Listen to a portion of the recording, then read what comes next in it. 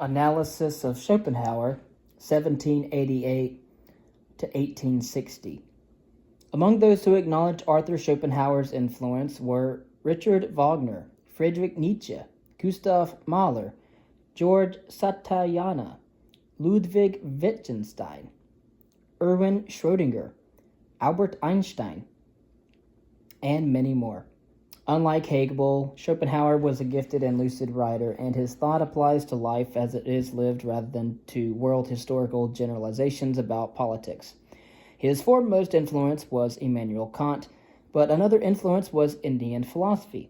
He lived a solitary and ascetic life in adulthood, reading in the many languages he had at his command, and taking his greatest pleasure from music, which he regarded both as the highest of all the arts and as a universal language that alone promises liberation from humanity's suffering.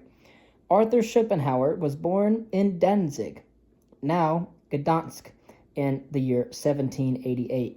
His father, Heinrich Floris Schopenhauer, was a wealthy merchant of Dutch descent. His mother was a well-known novelist. As an ardent disciple of Voltaire and a passionate Anglophile, Heinrich Schopenhauer wished his first child to be born in England. When Johanna Schopenhauer fell pregnant, the family moved there, but Johanna was too homesick to stay, so husband and wife returned to Danzig, and there Arthur Schopenhauer was born. As compensation, Heinrich Schopenhauer furnished his house completely in the English style. Heinrich had enlarged ideas about education, which included sending Arthur to study in Paris for about 2 years, while a schoolboy, and for some months in London. Arthur's command of languages English, French, Italian, Spanish, and Latin in part explains the high quality of his German prose. When Schopenhauer was 17, his father died, a major blow to him. His sister and mother moved to Weimar, the cultural capital of the German world, where Johanna Schopenhauer began her celebrated salon, attended by Goethe. Pronunciation in English. In German, it would be Goethe. The brothers Friedrich and August Schlegel, Christoph Wieland, the poet, Heinrich Meyer, and others. Schopenhauer studied at Göttingen University, then attended lectures in Berlin, where he heard the Kantian philosopher Johann Gottlieb Fichte and the theologian Friedrich Schleiermacher. The relationship between mother and son became an increasingly difficult one. Schopenhauer's closeness to his father made him deprecate his mother's indifference to his father's death. In fairness to her, it must be recorded that it was always understood that she had not married Heinrich Schopenhauer for love and had never claimed otherwise. She had been 18, he nearly 40, when they married. The tension between mother and son came to a head when Schopenhauer offered his doctoral dissertation to his mother's publishers. Johanna Schopenhauer's novels were not of great quality, but they were popular and they sold very well. So to please her publishers, they accepted the dissertation. It was his fourfold root of the principle of sufficient reason. Johanna said no one would read it. Schopenhauer retorted that his works would still be read long after her trashy novels, as he called them, were forgotten. And, of course, he was right. The fourfold root and personal acquaintance with Goethe prompted the latter, who was much impressed by him, to invite Schopenhauer to collaborate on investigations into color, a subject to which Goethe had made significant contributions of note. Schopenhauer later said that his work was one of the inspirations for the development of his philosophical views. While traveling in Italy in 1818, he had with him a letter of introduction to Lord Byron from Goethe, but he made no use of it, being, he said, too shy to do so. In 1818, Schopenhauer published his principal philosophical work, The World as Will and Representation, and in 1820 he became a lecturer at Berlin University. He had developed a profound antipathy towards Hegel's philosophy, and in the hope of drawing students away from it, scheduled his lectures at the same hour as Hegel's. Schopenhauer really disliked Hegel. He wrote, Hegel, installed from above by the powers that be as the certified great philosopher, was a flat-headed insipid, nauseating, illiterate charlatan who reached the pinnacle of audacity in scribbling together and dishing up the craziest mystifying nonsense. This nonsense has been noisily proclaimed as immortal wisdom by mercenary followers and readily accepted by such fools who just thus joined to as perfect a chorus of admiration as had ever before seen. The extensive field of spiritual influence with which Hegel was furnished by those in power has enabled him to achieve the intellectual corruption of a whole generation. Whereas hundreds flocked to hear Hegel, only 5 students came to Schopenhauer's class. In disgust, he abandoned university teaching and left Berlin, eventually settling in Frankfurt, where he thereafter lived alone with a succession of dogs, devoting himself to writing. He was not always solitary. In 1819, a serving girl in his lodgings fell pregnant by him, but the child died when just a few months old. By his own acknowledgment, Schopenhauer owed most to Kant's philosophy in the development of his own. He accepted from Kant the idea that the world as it appears to us, the phenomenal world, consists in representations in our experience, its structure and character being the product of the way we experience and conceptualize it. And he accepted also the distinction between the phenomenal and noumenal worlds, the latter being reality as it is in itself.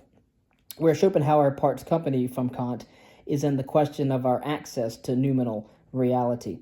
Kant said that we have no access to it, and that all that can be said of it is that it has nothing of the character of phenomenal reality. It follows that the concepts by which phenomenal reality is constituted, such as causality, do not apply to noumenal reality. This was the chief obstacle to reception of Kant's view, for if causal power cannot be attributed to the noumenon, what explains the occurrence of intuitions, the sensory input on which the understanding operates to produce experience and thus the phenomenal world? In Schopenhauer's view, the noumenon is indeed accessible. We experience it as will. Will is the noumenal reality underlying all appearances and therefore the whole of nature. We experience will directly, intimately, within ourselves. It predates conscious knowledge and is completely separate from it. To say that will manifests itself independently of knowledge is to say that it does so independently of the application of concepts. Accordingly, knowledge is secondary as substratum of everything, as the single fundamental primary reality, everything else being appearance. Will is the source of all existence and action. Schopenhauer viewed will as a blind force in its relentless expression of itself, manifesting in human experience as desire, craving, yearning, and inevitable dissatisfaction, causes suffering. To be released from suffering, one must be released from the power of will, in other words, from thraldom to desire. Here one immediately recognizes the parallel with Buddhist thought. Schopenhauer tells us that he found with delight that Buddhism claimed the view that he himself had developed, the world as will and representation, was published at about the same time as he first became acquainted with Buddhist teachings. He had, however, already come to know and greatly admire the Upanishads, a copy of which always lay open on his work table, and some of which he read every night of his life before sleeping.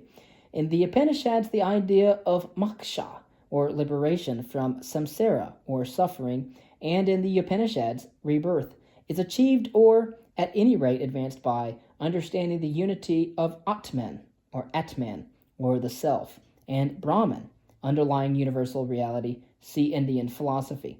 Among the guests at Johanna Schopenhauer's salon in 1814 was a scholar of Indian antiquities, who was engaged in writing a book about Hinduism. It was published in 1818. Schopenhauer had made notes about Indian culture in anthropology lectures that he had attended at Göttingen University in 1811. And now, as a result of encounters with many other Indian works, he had borrowed a translation of the Upanishads from the Weimar Library.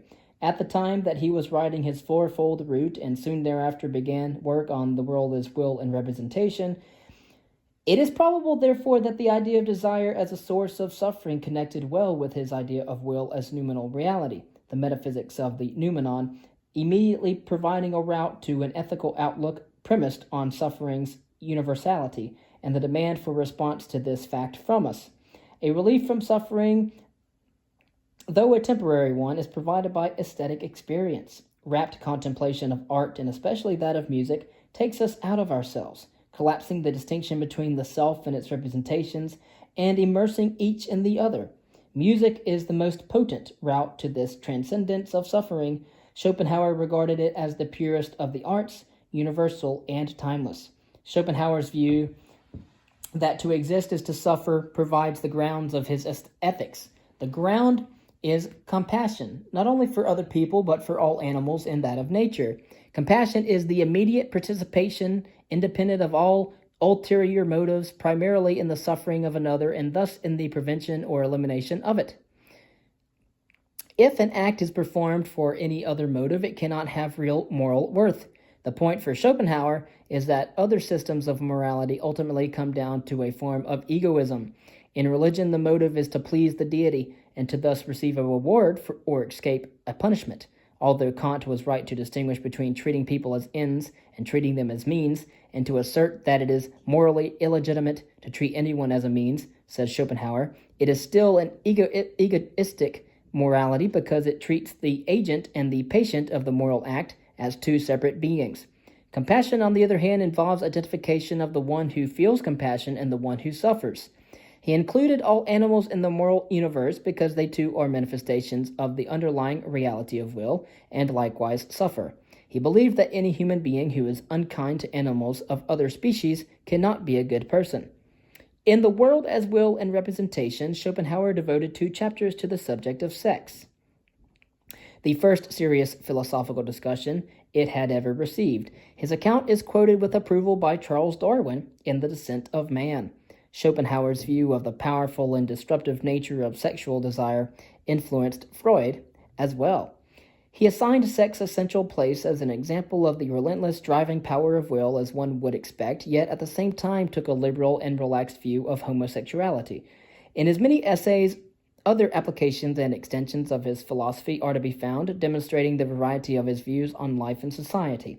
He was a liberal in politics, agreed with Plato on eugenics, and expressed the view that though women are more sober in judgment and more compassionate than men, they are nevertheless best suited to the roles of nurses and teachers of children because they are themselves childish, frivolous, and short-sighted.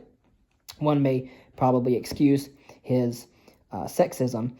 When he came to know the sculptor Elizabeth Ney toward the end of his life, he changed his mind to a far less patronizing view, saying, quote, "If a woman succeeds in withdrawing from the mass, she grows ceaselessly and more than a man," end quote. By the end of the 19th century, Schopenhauer was the most famous philosopher in all of Europe, and his influence extended into the intellectual life of the 20th century outside philosophy as such. Pictures of Schopenhauer show a grim-looking old man with puffs of white hair sticking up like rabbit ears from the back of his otherwise bald head. They belied the humor, insight, and compassion which, despite some unappealing views, such as those on women and his inability to suffer fools gladly, are everywhere evident in his writings.